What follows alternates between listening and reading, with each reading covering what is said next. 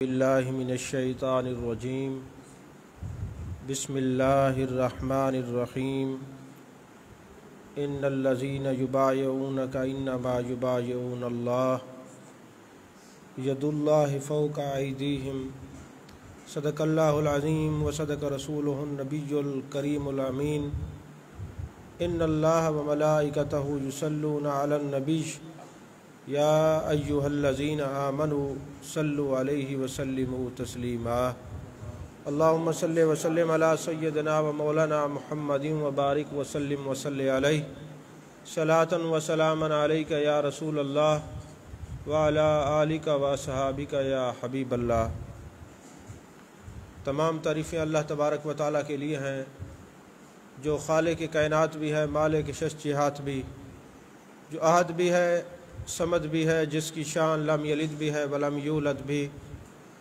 ला तदाद हदिया दरूद व सलाम बारगाह सय्यदुल अनाम शफ़ी रहमत वाली उम्मत शाह खूबा जान जाना शहनशाह हसीना सैयद सरवरां सयाह ला मकां ततीमा दौरां सरखैल ज़ोहरा जमाला राजदान माओहा शाहिद मातगा साहिब अलम नशरा मासूम आमिना अहमद मुज्तबा हज़रत मोहम्मद मुस्तफ़ा सल्लल्लाहु अलैहि वालिहि वसहबिहि वबारक वसल्लम की दरबार नाज में अपनी अक़ीदतों, इरादतों, मोहब्बतों का खिराज पेश करने के बाद अज़ीज़ान मोहतरम, आज की ये जो तकरीब ज़ीशान है ये उर्स हज़रत सैयदना उस्मान है। इंशाअल्लाह अज़ीज़ हम जल्दी एक मकाला तहकीकी हज़रत उस्मान गनी रज़ी अल्लाह ताला अन्हु की शहादत पर आपके गोश गुज़ार करेंगे। जो एतराज़ात हैं लोगों के, उनके इंशाअल्लाह अज़ीज़ शाफ़ी और काफ़ी जवाबात दिए जाएंगे। आज चूँकि हज़रत उस्मान गनी रज़ी अल्लाह ताला अन्हु के शहादत का दिन है, यानी कल, गुज़िश्ता कल 18 ज़िलहज को हज़रत उस्मान गनी रज़ी अल्लाह ताला अन्हु की शहादत हुई, तो आज वक्त का तकाज़ा भी यही था, हालात की नोयत भी यही थी कि आपकी बारगाह नाज में हदिया तबरीक पेश किया जाए। आपके सामने सूरह फ़तह की एक आयत का कुछ हिस्सा तिलावत करने का शर्फ हासिल किया। अल्लाह तबारक व तआला ने फरमाया, इन्नल्लज़ीना युबायिऊनका इन्नमा युबायिऊनल्लाह, महबूब जिन्होंने आपके हाथ पर बैत की है उसने अल्लाह से बैत की है। यदुल्लाहि फ़ौक़ा अयदीहिम, इन पर अल्लाह का हाथ है। हज़रत सैयदना उस्मान गनी रज़ी अल्लाह ताला अन्हु के बारे में अगर गुफ्तगू करें तो सबसे बातें जो हैं वो समझने वाली ये हैं कि आपके फ़ज़ाइल भी बयान किए जाएं, आपकी शहादत भी बयान की जाए। अगर आपके फ़ज़ाइल बयान किए जाएं, आपकी एक फ़जीलत जो ज़ुन्नुरैन वाली है, ये न साबिक़ा उम्मतों में किसी की है न इस उम्मत में किसी की है। ज़ुन्नुरैन कहते हैं दो नूरों वाला। तेरी नस्ल पाक में है बच्चा बच्चा नूर का, तू है ऐने नूर तेरा सब घराना नूर का। यानी हज़रत उस्मान गनी रज़ी अल्लाह ताला अन्हु ज़ुन्नुरैन इसलिए कहते हैं कि महबूब अलैहिस्सलातु वस्सलाम की दो साहिबजादियाँ यके बाद दीगरे आपके निकाह में आई हैं। पहले आपके निकाह में हज़रत रुक़ैया सलामुल्लाह अलैहा आई, इसके बाद हज़रत उम्मे कलसूम, हज़रत रुक़ैया सलामुल्लाह अलैहा का विसाल हो गया। फिर मेरे आका अलैहिस्सलातु वस्सलाम ने अपनी दूसरी साहिबजादी हज़रत उम्मे कलसूम रज़ी अल्लाह ताला अन्हा का निकाह फरमा दिया। हज़रत उस्मान गनी रज़ी अल्लाह ताला अन्हु को ये शर्फ हासिल है कि दो साहिबजादियाँ यके बाद दीगरे आपके निकाह में आई हैं। अज़ीज़ान मोहतरम, हज़रत उस्मान गनी रज़ी अल्लाह ताला अन्हु, गनी का लक़ब इसलिए है कि आपने जो सखावत फरमाई है इस्लाम के अंदर, उसकी कोई नज़ीर, उसकी कोई मिसाल नहीं मिलती। और ज़ुन्नुरैन کسی مکتبہ فکر سے تعلق رکھنے والا کوئی بندہ ہو ذوالنورین ہی کہے گا، اور ان سے جب پوچھا جائے کہ آپ ذوالنورین کیوں کہتے ہیں تو وہ کہتے ہیں اس لیے کہ محبوب علیہ الصلوۃ والسلام کی دو صاحبزادیاں آپ کی نور نظر ان کے گھر میں یکے بعد دیگرے آئی ہیں، اس لیے آپ ذوالنورین ہیں۔ مجھے حیرت ہوتی ہے ان لوگوں پر جو بیٹیوں کو تو نور مانتے ہیں اور باپ کے نور ہونے پر مناظرے کرتے ہیں۔ مجھے حیرت ہوتی ہے ان لوگوں پر جو حضرت عثمان غنی کو تو ذوالنورین مانتے ہیں، جن کی وجہ سے حضرت عثمان غنی ذوالنورین بنے، ان کے اپنے نور پر مناظرے کرتے ہیں، باس مباحثہ کرتے ہیں۔ تو پتہ چلا ان کا زبان اور دل کا رشتہ ایک نہیں ہے۔ اگر دل اور زبان کا رشتہ ایک ہوتا وہ حضرت عثمان غنی کو بھی ذوالنورین مانتے اور حضرت عثمان غنی کے آقا کو بھی نور کو بھی مانتے۔ عزیزان محترم، حضرت عثمان غنی 18 ذی الحج 35 ہجری میں آپ کا وصال ہوا ہے۔ آپ تقریباً 12 سال امیر المومنین رہے ہیں، اور حضرت عثمان غنی رضی اللہ تعالیٰ عنہ کو مسلمان کس نے کروایا تھا، کس نے تبلیغ کی تھی جن کی وجہ سے آپ دائرہ اسلام میں داخل ہوئے؟ مسلمان ہونے میں آپ کا چوتھا نمبر ہے۔ انہیں حضرت عثمان غنی رضی اللہ تعالیٰ عنہ کو تبلیغ حضرت سیدنا صدیق اکبر رضی اللہ تعالیٰ عنہ نے کیا۔ آپ کی تبلیغ کے اثر سے حضرت عثمان غنی رضی اللہ تعالیٰ عنہ دائرہ اسلام میں داخل ہوئے، اور ان کو دائرہ اسلام میں داخل کرانے کی جو سعادت ہے وہ حضرت سیدنا صدیق اکبر رضی اللہ تعالیٰ عنہ کو حاصل ہوئی ہے۔ آپ کی توجہ ہے؟ آپ بورڈ کو یہ ادھر ادھر نہ دیکھیں، گرے گا تو میرے اوپر گرے گا، آپ کے اوپر نہیں گرتا۔ آپ توجہ میری طرف رکھیں۔ آپ بار بار ادھر ادھر دیکھتے ہیں یا بیر دیکھتے ہیں تو میں ڈسٹرب ہوتا ہوں۔ آپ میری طرف دیکھیں، اگر کوئی زیادہ پرابلم ہے تو بیر اٹھ کے چلے جائیں۔ جو یہاں مجلس میں بیٹھے گا وہ مجھے دیکھے گا۔ عزیزان محترم، حضرت عثمان غنی جب مسلمان ہوئے تو ان کے چچا جو تھے انہوں نے آپ پر بڑے ظلم و ستم کیے، اذیتیں دیں، اور کہا کہ یا دین اسلام چھوڑ دو یا جو اتنی آسائش ہیں سہولیات ہیں یہ چھوڑ دو۔ آپ نے فرمایا جو حسن مصطفیٰ کا آشنا ہو جائے وہ کسی اور چیز کو دیکھتا ہی نہیں ہے۔ کوئی کیسے جچے میری نظر میں آئے ساجد، نسبت یار نے مغرور بنا رکھا ہے کہ جو ودوہا کے چہرے کو تک لیتے ہیں، واللیل کی زلفوں والے محبوب کے چہرے مقدسہ کو دیکھ لیتے ہیں، ما زغل بصر و ما طغی کے کاجل والے آنکھوں کا شکار ہو جاتے ہیں، وہ پھر کسی تخت و تاج کو، دنیا کے مال و متاع کو نہیں دیکھتے۔ ان کی نظر میں صرف اور صرف ان کی کل کائنات ہوتی ہے تو حسن مصطفیٰ ہوتے اور کچھ بھی نہیں ہوتا۔ عزیزان محترم، میرے آقا کریم صلی اللہ علیہ وآلہ وسلم تشریف فرما تھے، آپ کی پنڈلی مبارک سے کپڑا ہٹا ہوا تھا۔ حضرت سیدنا صدیق اکبر رضی اللہ تعالیٰ عنہ تشریف لائے۔ اس حدیث کی راویہ حضرت صدیقہ کائنات حضرت ام المومنین حضرت عائشہ صدیقہ رضی اللہ تعالیٰ عنہ ہے۔ فرماتے ہیں آپ کی پنڈلی مبارک سے کپڑا ہٹا ہوا تھا، حضرت صدیق اکبر تشریف لائے، آپ اسی طرح تشریف فرما رہے۔ حضرت فاروق اعظم رضی اللہ تعالیٰ عنہ تشریف فرما ہوئے، آپ اسی طرح تشریف فرما رہے۔ لیکن جب حضرت عثمان غنی رضی اللہ تعالیٰ عنہ تشریف لائے، آپ نے جلدی جلدی کپڑا اپنی پنڈلی پر کیا تو سوال ہوا کہ یا رسول اللہ صلی اللہ علیہ وسلم، آپ اتنا لحاظ اور حیا فرما رہے ہیں عثمان غنی سے، تو میرے آقا نے فرمایا میں عثمان کا حیا کیوں نہ کروں، اس سے تو فرشتے بھی حیا کرتے ہیں، ان کے تو فرشتے بھی حیا کرتے ہیں۔ عزیزان محترم، حضرت علی کرم اللہ وجہ الکریم سے کسی نے پوچھا کہ آپ حضرت عثمان غنی رضی اللہ تعالیٰ عنہ کی شان بیان کریں، تو آپ نے فرمایا حضرت عثمان غنی کا اس سے اور کیا مقام پوچھتے ہو کہ عالم بالا کے فرشتے بھی حضرت عثمان غنی کا جب بھی تذکرہ کرتے ہیں ذوالنورین کہہ کے تذکرہ فرماتے ہیں، یعنی زمین والے بھی حضرت عثمان کو ذوالنورین کہتے ہیں، عرش بری والے بھی حضرت عثمان کو ذوالنورین کہتے ہیں۔ عزیزان محترم، محبوب علیہ الصلوۃ والسلام سے عشق کی انتہا دیکھیے۔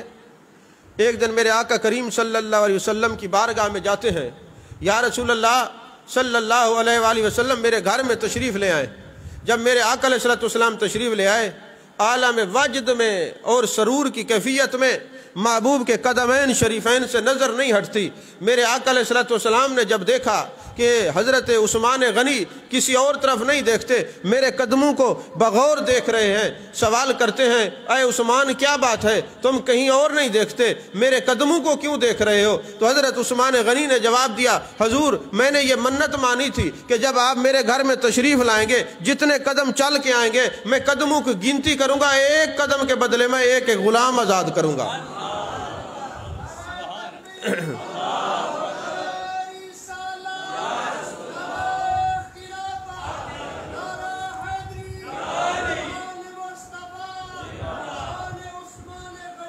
زندہ باد۔ تو میرے آقا علیہ الصلوۃ والسلام کی بارگاہ میں آپ نے عرض کی، حضور میں یہ گنتی کر رہا ہوں کہ ہر قدم پہ جب آپ میرے گھر میں تشریف لائیں گے تو میں غلام آزاد کروں گا، اور آپ کا یہ وصف ہے کہ ہر جمعۃ المبارک پر آپ غلام آزاد کیا کرتے تھے، اور جتنی اپنی زندگی میں آپ کے جمعے آئے ہیں آپ نے غلام آزاد کیے ہیں، اور سب سے زیادہ اکابرین صحابہ کو بھی آپ نے آزاد کروایا ہے، جتنا آپ نے لوگوں کو آزاد کرایا ہے لوگوں کی غلامی سے، اتنا کسی اور صحابی نے نہیں کیا۔ یہ بھی شرف حضرت عثمان غنی رضی اللہ تعالیٰ عنہ کا ہے۔ میرے آقا نے فرمایا لِكُلِّ نَبِيٍّ رَفِيقٌ وَرَفِيقِي فِي الْجَنَّةِ عثمان، ہر نبی کا کوئی نہ کوئی ساتھی جنت میں ہوتا ہے، اور میرا جنت کا جو ساتھی ہے وہ عثمان غنی رضی اللہ تعالیٰ عنہ۔ ایک مرتبہ امت کے اندر قحط پڑ گیا، زمانہ بھی حضرت عثمان غنی رضی اللہ تعالیٰ عنہ کا ہے، وہ سال تنگی اور اسرت کا تنگی کا جو ہے وہ سال تھا، تو حضرت عثمان غنی نے 1000 اونٹ منگوا کے گندم کے صدقہ کیا۔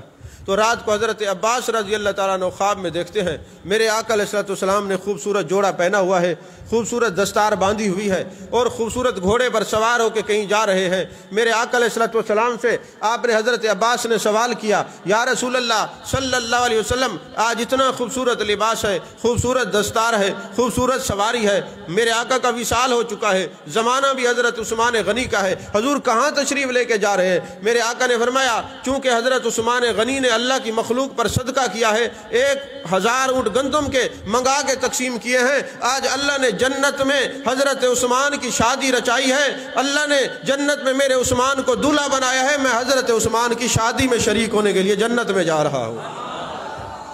یہ بھی شرف حضرت عثمان غنی کا ہے کہ چلتے مدینے کی گلیوں میں ہے اور دلہا جنت میں بنایا جاتا ہے۔ کسی کی شادی کوئی کرتا ہے، کسی کا کوئی دلہا کوئی بناتا ہے، کسی کو دلہا عزیز و اقربا بناتے ہیں۔ اے عثمان تجھ پر کروڑوں رحمتیں ہوں، تجھے دلہا بھی اللہ نے بنایا ہے اور شادی بھی جنت میں رچائی ہے۔ عزیزان محترم، میرے آقا علیہ الصلوۃ والسلام نے فرمایا ایک بار میرے آقا کی زبان سے نکلا کہ یہ کنواں مجھے پسند ہے، ایک بار، اور حضرت عثمان غنی نے وہ کنواں خرید کے محبوب کے قدموں پہ رکھ دیا، مسلمانوں کے لیے وقف کر دیا۔ میرے آقا نے فرمایا جو کنواں خریدے گا جنت کی ضمانت دیتا ہوں۔ اچھا حضرت عثمان غنی وہ ہیں کہ میرے آقا نے فرمایا عثمان تیرے لیے اللہ کی طرف سے بشارت ہے، اب تو جو کچھ بھی کرے تیرا حساب نہیں ہوگا، اللہ تجھ سے راضی ہے۔ وہ حضرت عثمان غنی میرے آقا نے فرمایا جو مسجد نبوی شریف کو جگہ دے گا، وسعت ہوگی مسجد نبوی شریف کی، میں جنت کا اعلان کرتا ہوں۔ مسجد نبوی شریف کو وسعت دینے میں سب سے زیادہ جس نے زمین پیش کیا خرید کر وہ بھی حضرت عثمان غنی ہے۔ اب جس کے دل میں عثمان غنی کا بغض ہو اس کو مسجد نبوی میں قدم رکھنے کی ضرورت نہیں ہے، یہ بھی حضرت عثمان غنی نے وہ جو ہے وہ خرید کے مسجد نبوی شریف کو دی تھی۔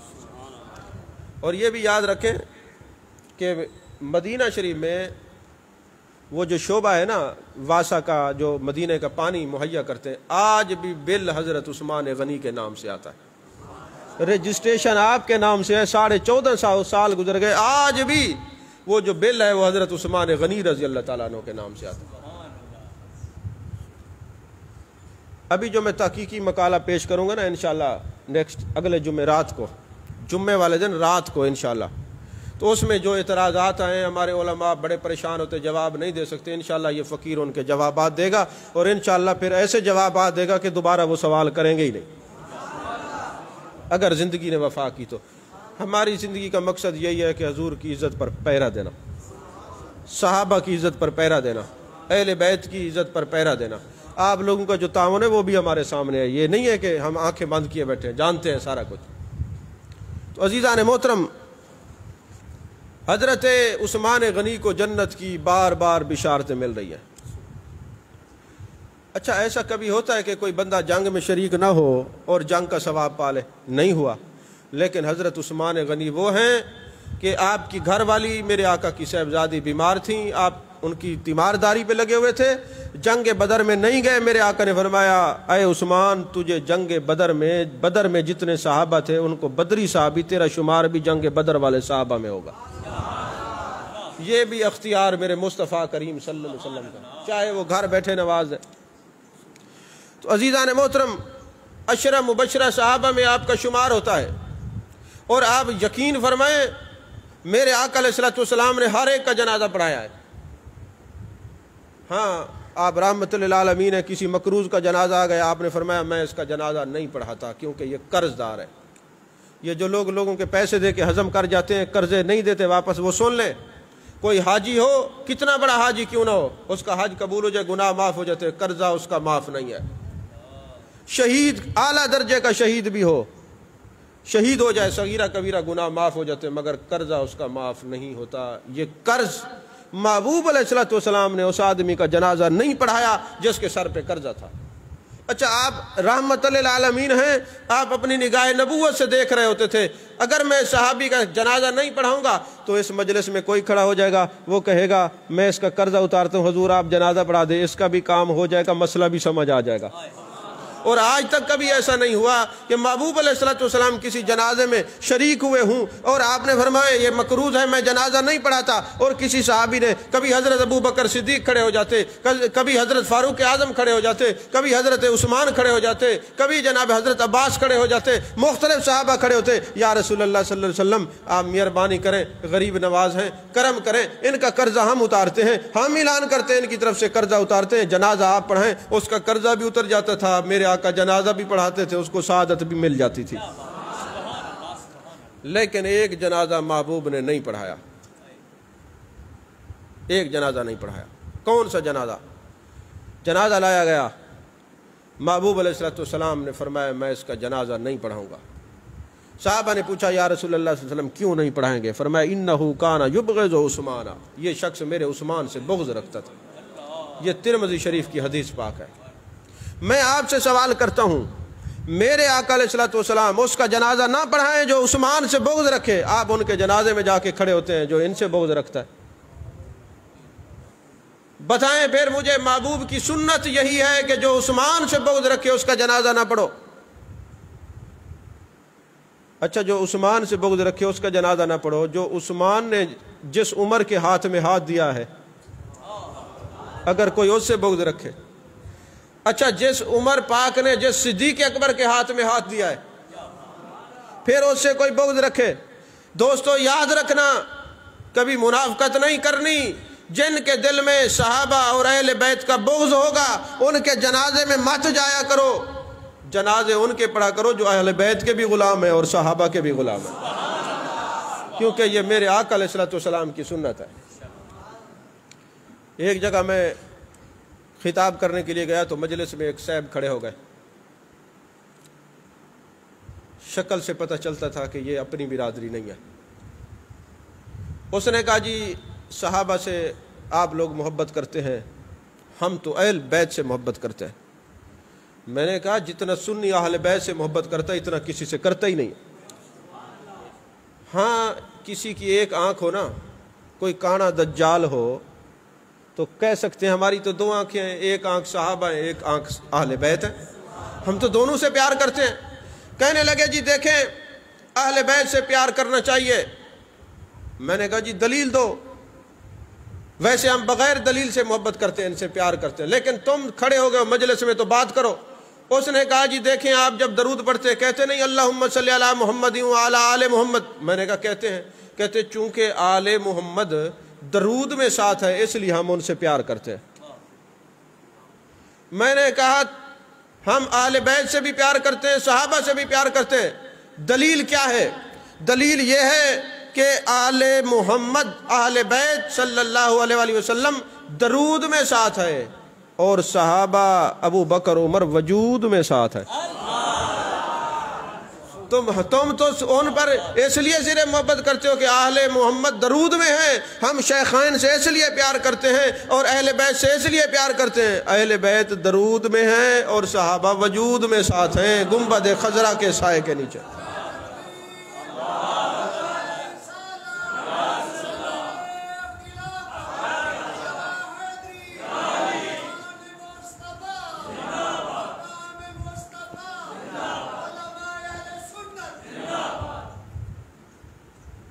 کچھ عرصہ پہلے نا کوئی 2-3 مجتہدین میرے پاس آئے، اب لائیو چل رہے ہو، وہ بھی میری بات کو سن رہے ہوں گے، بات وہ ہو جو برسر میدان ہو۔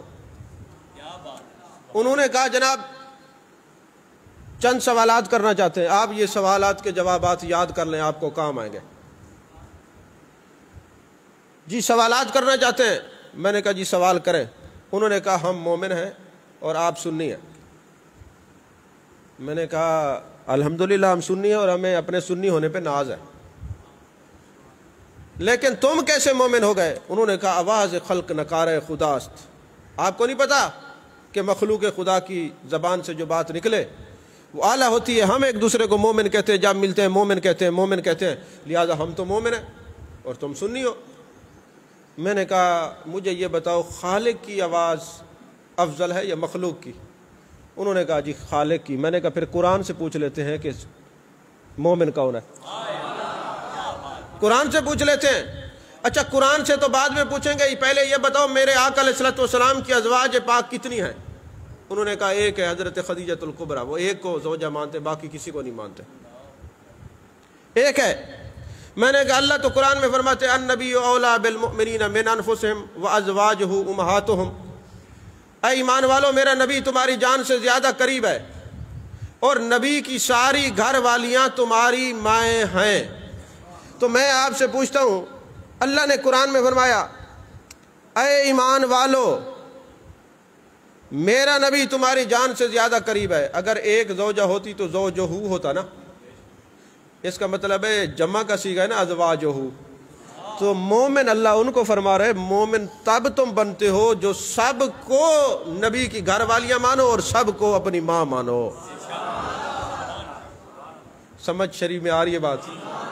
تو میں نے کہا بتاؤ قرآن تو ہمیں مومن کہتا ہے کہ مومن کی نشانی یہ ہے کہ جتنی ازواج ہیں سب کو ازواج مانو اور سب کو اپنی ماں مانو، تم تو ایک کو مانتے ہو، تم تو مومن نہیں ہو۔ وہ اس دلیل پر لاجواب ہو گئے۔ پھر انہوں نے دوسرا سوال کیا، انہوں نے کہا جی بتائیں ہمیں کہ جہاں حسنین کریمین کی مزار مقدسہ ہو وہاں مشرق مغرب شمال جنوب جو بھی دفن ہوگا جنتی ہوگا، آپ اس حدیث کو مانتے ہیں؟ میں نے کہا جی تمہاری کتابوں میں ہے، میں اس کو اس ترمیم سے مانتا ہوں جس کی زبان پہ حسن و حسین کا نام ہوگا وہ جنتی ہے۔ لیکن حسن نے جن کے ہاتھ میں بیعت کیا ان کا نام بھی ہو، حسن نے جن سے صلح کیا ان کا بھی نام ہو، یہ نہیں کہ وہ صلح کرے تم بغض رکھو، ایسا نہیں ہے، ایسا کام نہیں چلے گا۔ لیکن یہ بتاؤ ایک ہوتی ہے اصل، ایک ہوتی ہے فرع۔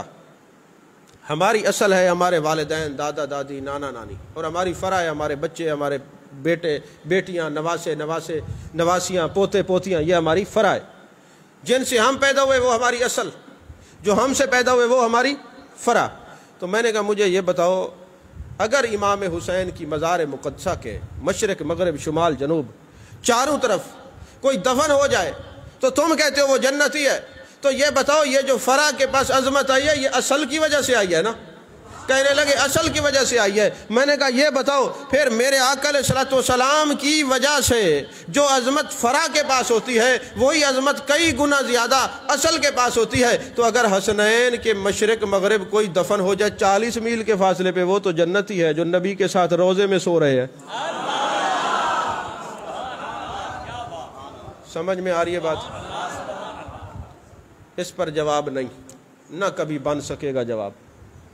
پھر انہوں نے کہا جناب یہ بتائیں ہم جو زنجیر زنی کرتے ہیں اور بلڈ نکلتا ہے، اس کو آپ کیا کہتے ہیں؟ میں نے کہا ہم تو اس کو ویسے کچھ نہیں کہتے، آپ کیا کہتے ہیں؟ کہتے ہیں جی عبادت کہتے ہیں۔ میں نے کہا لکھ کے دو کہ بندہ پلیت ہو تو عبادت کر سکتے۔ اس نے کہا نہیں ایسا تو نہیں ہو سکتا، ناپاکی کی حالت میں عبادت نہیں ہو سکتی۔ میں نے کہا یہ لکھ دیں کہ ناپاکی کی حالت میں عبادت نہیں ہو سکتی۔ انہوں نے لکھ دیا۔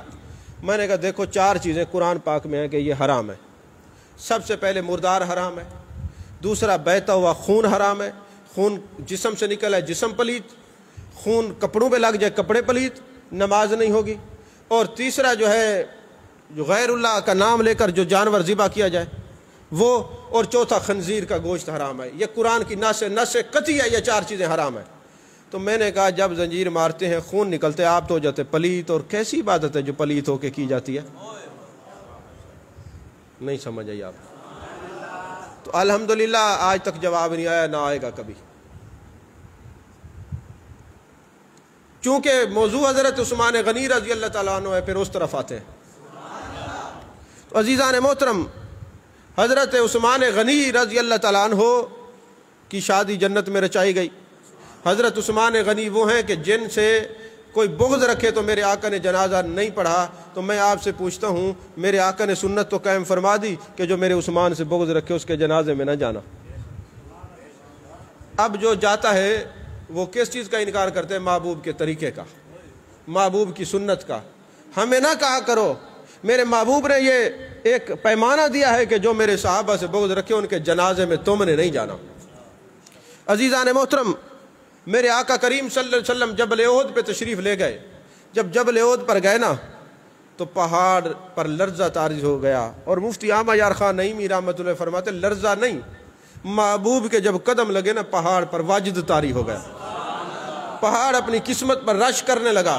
وہ فرماتے ہیں کہ جو صوفیاء کرام پہ واجد پر اعتراض کرتے ہو سن لو، اگر محبوب کے قدم پتھر پہ آ جائیں تو ان پر وجدانی کیفیت طاری ہو جاتی ہے۔ تم تو اعتراض کرنے والو، تمہاری قسمت میں تو اعتراض ہی ہے، دیکھ لو جنس کا پتھر ہے مگر محبوب کے قدم لگنے سے وہ بھی واجد میں آ گیا ہے، وہ بھی اپنی قسمت پہ ناز کرنے لگ گیا ہے۔ کبھی آپ کو مدینے میں جانا نصیب ہو تو آپ کو 2 پہاڑ ملیں گے، ایک ملے گا جبل احد، ایک ملے گا جبل عیر، جبل عیر بھی اس کو پڑھا جاتا ہے۔ اچھا جو جبل احد ہے میرے آقا نے فرمایا یہ جنتی، پہاڑ کی بات کر رہا ہوں انسان کی نہیں، یہ جنتی۔ یا رسول اللہ صلی اللہ علیہ وسلم یہ جنتی، پہاڑ کیسے جنتی؟ فرمایا یہ مجھ سے محبت رکھتا ہے میں اس سے محبت رکھتا ہوں، یہ جنتی ہے، یہ مجھ سے محبت رکھتا ہے میں اس سے محبت کرتا۔ اب جنہوں نے کتابوں میں لکھا نبی کو دیوار کے پیچھے کا علم نہیں، میں نے کہا تمہاری ماں کی کون سی دیوار ہے جس کے پیچھے کا علم نہیں؟ جیسے نبی کی نگاہ سے جبل احد کی محبت نہیں چھپ سکی، تمہاری دیوار کے پیچھے کی چیزیں کیسے چھپ سکتی ہیں؟ سمجھ میں آ رہی ہے بات؟ تو میرے آقا نے فرمایا یہ جنتی ہے، یہ مجھ سے محبت رکھتا ہے۔ اور ایک اور پہاڑ ہے سڑی والا ہے، جبل عیر، کالا سیاہ کوئلے کی طرح ہے، وہ بھی مدینے میں ہے۔ میرے آقا نے فرمایا یہ جہنمی ہے، یہ مجھ سے بغض رکھتا ہے۔ یا رسول اللہ صلی اللہ علیہ وسلم اگر کوئی بغض رکھے آپ نے ہمیں کیوں بتایا؟ اگر کوئی محبت رکھے ہمیں کیوں بتایا؟ فرمایا 2 وجوہات سے، ایک وجہ یہ ہے تمہیں پتہ ہو جائے لگ جائے کہ ہمارے نبی کی نگاہ ایسی ہے کہ اس نگاہ میں پتھروں کی محبت نہیں چھپ سکتی تو اپنے غلاموں کی محبت کیسے چھپ سکتی ہے؟ اور دوسرا یہ ہے کہ تمہیں پتہ چل جائے کہ چلتا پھرتا جنتی دیکھنا ہو جس کے دل میں محبت ہوگی وہ جنتی ہے، چلتا پھرتا جہنمی دیکھنا ہو جس کے دل میں میرا بغض ہوگا وہ جہنمی ہے۔ کیونکہ پتھروں کی محبت نہیں چھپ سکتی، بغض نہیں چھپ سکتا، تو انسانوں کی محبت اور بغض کیسے چھپ سکتا ہے؟ سمجھ میں آ رہی ہے بات کہ نہیں آ رہی؟ عزیزان محترم، میرے آقا نے فرمایا ٹھہر جا پہاڑ، ٹھہر جا، تجھے نہیں پتا تیرے اوپر ایک نبی، ایک صدیق اور 2 شہید کھڑے ہیں۔ چلو نبی ہیں سبحان اللہ پتہ ہے، صدیق ہیں سامنے سبحان اللہ پتہ ہے، اب شہادت تو بعد کی خبر ہے نا، مستقبل کی خبر دے رہے ہیں، یعنی کون تھے؟ حضرت عثمان اور حضرت علی پاک ساتھ تھے۔ تو میرے آقا یہ خبر دے رہے ہیں، پہاڑ کو خبر دے رہے ہیں کہ میری نگاہ میں جس طرح تیری محبت چھپی ہوئی نہیں ہے اسی طرح ان کی شہادت بھی چھپی ہوئی نہیں ہے، مجھے پتہ ہے یہ بعد میں دونوں شہید ہوں گے۔ عزیزان محترم، کائنات میں جتنا ظلم حضرت عثمان غنی پر ہوا ہے تاریخ میں کسی پر نہیں ہوا۔ حضرت عثمان غنی پر 40 دن تک آپ کا پانی بند کیا گیا، 40 دن تک آپ کو، وہ عثمان غنی جس نے کنواں خریدا ہے امت کے لیے۔ آپ یقین کریں جب حضرت عثمان غنی کے بارے میں پڑھتے ہیں نا تو دل ایسے لگتا ہے پھٹ جائے گا، کلیجہ منہ کو آتا ہے۔ وہ عثمان غنی جس نے کنواں خریدا محبوب کے ایک فرمان پہ کہ یہ مجھے پسند ہے، تو کنواں لا کے محبوب کے قدموں پہ قربان کر دیا، نثار کر دیا، وہ عثمان غنی۔ اچھا، آپ کی شہادت کا ہوا کیا ہے، میں تھوڑا اس پر آپ کو بتا دوں۔ ایک عبداللہ ابن سبا تھا، جن حضرات کا میں ذکر کر رہا ہوں ان کا بابا تھا، اندر سے منافق تھا، کافر تھا۔ بظاہر وہ تقریریں کرتا اور لوگوں کو بتاتا کہ جی دیکھو لوگوں، نماز پڑھو، روزہ رکھو، زکوٰۃ دو، حج ادا کرو، لیکن حق کسی کا نہ کھاؤ۔ اب لوگ یہ سمجھتے کہ یہ کہتا ہے کہ اپنی بہنوں کا حق نہ کھاؤ، بھائیوں کا حق نہ کھاؤ، ایسی باتیں کرتا ہے۔ لیکن وہ یہ کہتا تھا کہ دیکھو نا جی، جب نبی پاک دنیا سے چلے گئے تو حق تو حضرت عباس کا بنتا تھا، وہ خلیفہ ہوتے، حق تو حضرت علی کا بنتا تھا۔ یہ آج جو حق کو باغ فدق کے بہانے کرتے ہیں، یہ عبداللہ ابن سبا سے شروع ہے، آج سے نہیں ہے، آپ تاریخ کا مطالعہ تو کریں۔ یہ اس وقت سے، اس کے بانی کا بھی یہی اعتراض تھا، آج تک وہی ان کے اعتراضات ہیں، وہی اعتراضات کرتے رہتے ہیں۔ افسوس یہ کہ ان کے سامنے یہ اعتراض کرتے ہیں جن کو جواب نہیں آتا۔ ادھر آئے نا، کریں بات، ہم ان کو جواب بھی دیں، اور ایسا جواب دیں کہ کبھی کسی سے پوچھیں بھی نہ۔ یہ تو حضرت عثمان غنی، اب وہ رضی اللہ تعالیٰ عنہ سے وہ بغض رکھتا تھا، اور ہر جگہ جہاں بھی بیٹھتا کہتا یہ دیکھو نا جی، حضرت عباس کا حق تھا، وہ خلیفہ ہوتے۔ اچھا چلو، حضرت ابوبکر صدیق خلیفہ بن گئے، حضرت عمر بن گئے، اب دیکھو حضرت عثمان غنی قابض ہیں، ان کو چاہیے تھا حضرت علی کو بنا دیتے خلیفہ۔ اب یہ جو کچے ذہن کے تھے سوشل میڈیا والے، انہوں نے یہ تو سکیپ ہو گئے، انہوں نے کہا دیکھو جی بات تو ٹھیک کر رہے ہیں، لیکن جو کسی ولیوں کی اور اللہ کے محبوبوں کی محفل میں بیٹھنے والے تھے، انہوں نے کہا لانتی خبیث تو بات ہی غلط کر رہا ہے، ان کو چنا ہی اہل بیت نے ہے۔ جن کو ابو بکر صدیق کو حضرت علی چن لیں، ان کا مخالف کون ہو سکتا ہے؟ جن کو حضرت فاروق اعظم چن لیں، جن کو حضرت عثمان غنی اور حضرت فاروق اعظم کو مولا علی چن لیں، کون مخالفت کر سکتا ہے؟ ان کو چنا ہی اہل بیت نے ہے، حضرت عباس نے چنا ہے۔ سمجھ میں آ رہی ہے بات؟ اب اس نے جب دیکھا کہ میری دال نہیں گلتی، تو اس نے مصر سے، شام سے، اردن سے اور مختلف جگہوں سے بندے اکٹھے کیے، اور وہ حضرت عثمان غنی سے بات کرنے کے لیے آ گئے، اور ان کو مدینے سے دور ٹھہرا دیا۔ جب مدینے سے دور ٹھہرا دیا کہ ضرورت پڑنے پر تمہیں بلا لیا جائے گا، آپ لوگ سارے سو رہے ہیں، جب کوئی سوال ہوتا ہے پھر آپ جواب نہیں دے سکتے، پھر آپ ایسے دولے شاہ کا منہ بنا کے آ جاتے، فلاں نے یہ بکواس کیا، آنکھیں کھول کے بیٹھے، ٹاپک جو ہے آپ لوگوں کے فائدے کا ہے۔ قریشی صاحب سونا نہیں ہے، آنکھیں کھول کے مجھے دیکھیں، آپ آنکھ باندھتے ہوئے تو ہلا چڑھائے، آپ ہماری محنت دیکھیں، ہم اپنا آپ لوگوں کا ایمان بچانے کے لیے ساری رات مطالعہ کرتے ہیں، آپ نیند پوری کرتے، جمعرات کو سوم پہ کرو۔ تو عزیزان محترم، اس نے ان کو ٹھہرا دیا مدینے سے باہر، اور آ کے بحث کرنے لگ گیا۔ اس نے آ کے 10 اعتراضات کیے، وہ اس کانفرنس میں انشاءاللہ میں بتاؤں گا، اس نے 10 اعتراضات کیے، اور حضرت مولا کائنات نے فرمایا عثمان غنی آپ اجازت دیں میں ان کے ٹکڑے ٹکڑے کر دوں، جن کو ہم نے چنا ہے، آپ کو اور ہمارا کیا اختلاف ہو سکتا ہے؟ یہ کیسے ہوتے ہیں؟ اب انہوں نے 10 اعتراضات کیے، حضرت عثمان غنی نے ان کے جوابات دیے، اور پھر حضرت علی نے فرمایا اے عثمان غنی اجازت دیں ہم ان سب کے ٹوٹے ٹوٹے کر دیتے ہیں، یہ باغی لوگ ہیں، ان کے ٹکڑے کر دیتے ہیں۔ آپ نے فرمایا نہیں، میں شہر مدینہ کو خون آلود نہیں کر سکتا، میں اپنے آقا کے شہر کی گلیوں کو خون نہیں بہا سکتا۔ حضرت عثمان غنی نے فرمایا جو بھی ان سے لڑے گا وہ میری حکم کی خلاف ورزی کرے گا، کیونکہ قرآن فرماتے ہیں یا ایھا الذین آمنوا اطیعوا اللہ واطیعوا الرسول واولی الامر منکم، اللہ کی اطاعت کرو، اس کے رسول کی، اور جو صاحب امر ہو۔ صاحب امر حضرت عثمان غنی تھے۔ میں پڑھ رہا تھا البدایہ والنہایہ، یقین کریں میرا دل پھٹنے پہ آ گیا۔ حضرت مولا کائنات حضرت علی کرم اللہ وجہ الکریم پانی لے کے آ رہے تھے حضرت عثمان کی بارگاہ میں، 40 دن تک کسی نے پانی نہیں پینے دیا، 40 دن، زبان سے کہنا آسان ہے۔ حضرت عثمان غنی نے اپنے گھر کی چھت سے کہا لوگو تم میں حضرت علی موجود ہیں؟ انہوں نے کہا نہیں۔ کہا جاؤ ان کو پیغام دو، آج 40 دن ہو گئے، وہ عثمان جس نے کنواں خریدا تھا آج ایک قطرہ بھی پینے کے لیے میسر نہیں ہے، وہ عثمان جس نے مسجد نبی کی زمین خرید کے دی تھی آج اس کو مسجد نبی میں نماز پڑھنے کی اجازت نہیں ہے، معصور کر کے رکھ دیا ہے، مقید کر کے رکھ دیا ہے۔ حضرت عثمان غنی کا پیغام جب حضرت علی تک پہنچا، آپ کی داڑھی مبارک آنسوں سے تر ہو گئی، اور ایک مشکیزہ پانی کا بھر کے آئے تو جو بلوائی تھے بیر سے آئے ہوئے تھے، جنہوں نے معصور کر رکھا تھا، انہوں نے تیر چلائے، حضرت علی زخمی ہو گئے، وہ جو مشکیزہ تھا وہ پھٹ گیا، اور حضرت علی رو کے فرمانے لگے، اے عثمان، ان کی یہ جرت تھی کہ یہ پانی بند کرتے، ایک بار آپ حکم تو دیں۔ فرمایا نہیں، میں اپنے سرکار کی گلیوں کو خون آلود نہیں کر سکتا۔ اور میرے آقا نے فرمایا تھا، اے عثمان، تم خلافت قمیص نہ اتارنا، یہ قمیص خلافت نہ اتارنا حتیٰ کہ شہید ہو جانا، میں اپنے محبوب کے شہر کو خون آلود نہیں کر سکتا۔ تو صحابہ نے مشورہ دیا، حضور آپ مکے چلے جائیں۔ فرمایا شہر مدینہ کو چھوڑ نہیں سکتا۔ انہوں نے کہا حضور آپ حضرت امیر معاویہ کے پاس شام چلے جائیں۔ آپ نے فرمایا نہیں، محبوب کے شہر کی جدائی مجھ سے برداشت نہیں ہوگی۔ کہا حکم دے سب کو ہم نعرے سکر کر دیں۔ فرمایا نہیں، محبوب کے شہر میں ایسا نہیں ہوگا۔ بہرحال آخر کار یہ ہوا کہ حضرت علی نے حضرت حسنین کریمین کی ڈیوٹی لگائی کہ کوئی حضرت عثمان کے قریب نہ جائے۔ حضرت عبداللہ بن زبیر، ان کی اولاد سارے کھڑے ہیں، حضرت عثمان غنی سب کو بھیج رہے ہیں، جاؤ، ابھی رات کو محبوب علیہ السلام کا دیدار ہوا ہے۔ میرے آقا نے فرمایا عثمان کل تم افطاری میرے پاس کرو گے، اور میرے آقا نے یہ دلہ والے ہاتھوں سے پانی پلایا ہے، اور میں ٹھنڈک اپنے دل میں ابھی تک محسوس کر رہا ہوں۔ ساتھ پھر آپ ڈٹ گئے۔ فرمایا اگر میرے آقا یہ میرا ڈٹنا اچھا نہ ہوتا تو میرے آقا فرماتے جاؤ ان سے جنگ کرو۔ محبوب نے فرمایا نہیں، تم ڈٹے رہو، کل افطاری ہمارے پاس کرو گے۔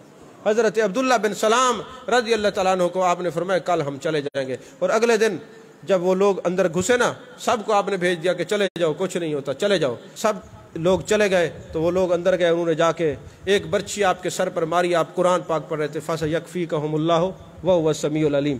اس آیت پر خون گرا، اور آپ کی زوجہ پاک حضرت نیلہ آئیں آپ کو بچانے کے لیے، تو ان کی 3 انگلیاں کٹ گئیں، اور آپ وہاں پہ شہید ہو گئے۔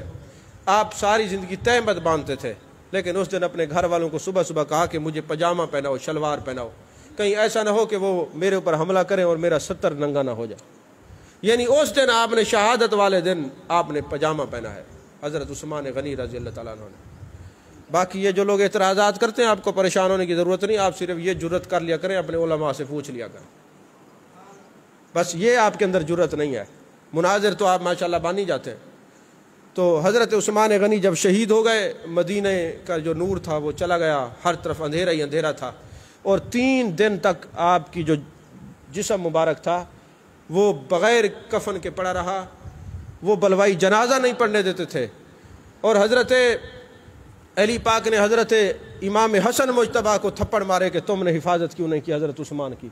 حضرت امام حسین پاک کے سینے کے اوپر آپ نے مکے مارے، ناراضگی کا اظہار فرمایا۔ انہوں نے کہا ہمیں تو خود حضرت عثمان غنی نے کہا ہے کہ ہٹ جاؤ، ہم تو دروازے پہ کھڑے تھے، وہ اوپر سے آئے ہیں۔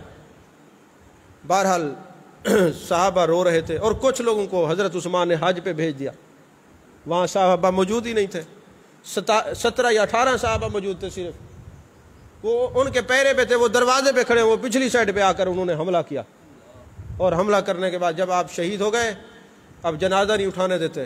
عثمان غنی وہ مظلوم مدینہ ہیں کہ جن کے جنازے پہ تیر برسائے ہیں، پتھر برسائے ہیں۔ پھر حضرت حبیبہ رضی اللہ تعالیٰ عنہ حضور کی زوجہ پاک مومنوں کی ماں بہر نکلی، پردے کے عالم میں سواری پہ کھڑے ہو کر آپ نے خطبہ ارشاد فرمایا سارے ہٹ جاؤ، میں حضور کی زوجہ اور مومنوں کی ماں کی حیثیت سے تمہیں کہہ رہی ہوں حضرت عثمان کا جنازہ پڑھنے دو۔ پھر رات کے وقت حضرت عثمان کا جنازہ حضرت زبیر بن عوام نے پڑھایا، اور پھر آپ کو سپرد رسول اور سپرد الہ کیا گیا ہے۔ اب حضرت عثمان غنی کی جب شہادت کو پڑھتے ہیں تو یقین کریں بیان نہیں ہوتی، اتنا درد ہے۔ تو دوستو، وہ حضرت عثمان غنی جب دنیا سے چلے گئے، اس وقت آپ کی عمر 80 یا 82 سال ہے، 2 روایات ہیں، ایک روایت 83 سال کی ہے، زیادہ 80 سال کی ہیں۔ اور آپ کی کرامات سے چند کرامات عرض کرتا ہوں۔ ایک دن آپ نے ایک بندے کو دیکھا، فرمایا تیری آنکھوں میں زنا کے اثرات دیکھ رہا ہوں۔ اس نے کہا کیوں؟ آپ پر معاذ اللہ وحی نازل ہوتی ہے؟ آپ نے فرمایا وحی نازل نہیں ہوتی، میرے آقا نے فرمایا اللہ نے مومن کو نور فراست دیا، اس کی وجہ سے دیکھ لیتے ہیں۔ ایک شخص نے آپ کا عصا آپ کے سامنے توڑا، اسی وقت اس کے ہاتھ پہ کینسر ہو گیا، ہاتھ ہی گر گیا اس کا۔ اور حضرت ابو قلابہ رضی اللہ تعالیٰ عنہ فرماتے میں نے دیکھا ایک آدمی ہاتھ اس کے کٹے ہوئے، پاؤں کٹے ہوئے، آنکھیں نکلی ہوئی ہیں، اور کہہ رہے ہے میں مر گیا جہنم میں جاؤں گا، ہے میں مر گیا جہنم میں جاؤں گا، ہے میں مر گیا جہنم میں جاؤں گا۔ تو ابو قلابہ نے کہا کیا ہوا تجھے، کیوں کہہ رہا ہے ایسے جہنم میں جائے گا؟ اس نے کہا کہ جس نے حضرت عثمان غنی پر حملہ کیا تھا وہ میں ہوں، اور جب ان کی گھر والی حضرت نیلہ پاک رضی اللہ تعالیٰ عنہ بچانے کے لیے میں نے ان کی انگلیاں کاٹ ڈالی۔ انگلیاں کٹی دیکھ کر حضرت عثمان غنی نے فرمایا جا اللہ تیرے ہاتھ کاٹ دے، تیرے پاؤں کاٹ دے، تجھے اندھا کر دے اور جہنم کا ایندھن بنائے۔ اور کہتے دیکھ رہے ہو میں اندھا ہو گیا، میرے ہاتھ کٹ گئے، پاؤں کٹ گئے، اب میں جہنم جانے کا انتظار کر رہا ہوں۔ تو دوستو حضرت عثمان غنی رضی اللہ تعالیٰ عنہ کی زندگی پر میں نے یہ مختصر ایک مقالہ آپ کے سامنے پیش کیا ہے۔ اہل بیت کی محبت بھی ہم پر فرض ہے، صحابہ کی محبت بھی ہم پر فرض ہے، بلکہ ہم پر قرض ہے صحابہ اہل بیت کی محبت کا چوکیدارہ کرنا، حضور کی ناموس کا چوکیدارہ کرنا۔